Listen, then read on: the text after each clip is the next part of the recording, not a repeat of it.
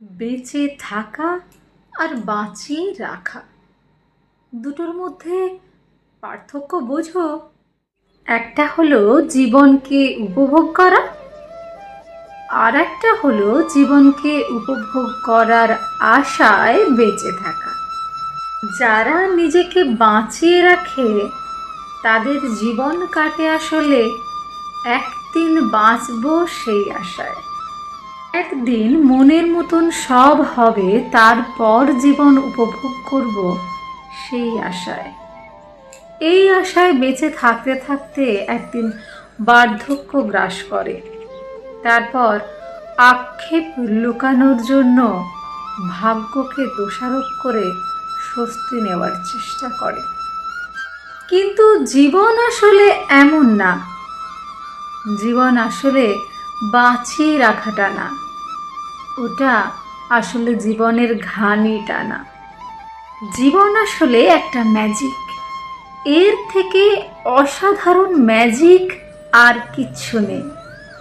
গ্লাসটা অর্ধেক ভরা নাকি গ্লাসটা অর্ধেক খালি, সেটা দেখাটাই হলো আসল ম্যাজিক। যদি মনে হয় গ্লাসটা অর্ধেকটা তো ভরা, ওতেই আমার পিপাসা মিটবে, তবেই জীবন সুন্দর। আর যদি মনে হয় গ্লাসটা কেন অর্ধেক ভরা, কেন পুরোটা ভর্তি নয়, একদিন হয়তো পুরোটা ভর্তি হবে, তাহলে অর্ধেক ভর্তি গ্লাসের তৃপ্তিটাও কোনোদিন মিলবে না। একটাই জীবন।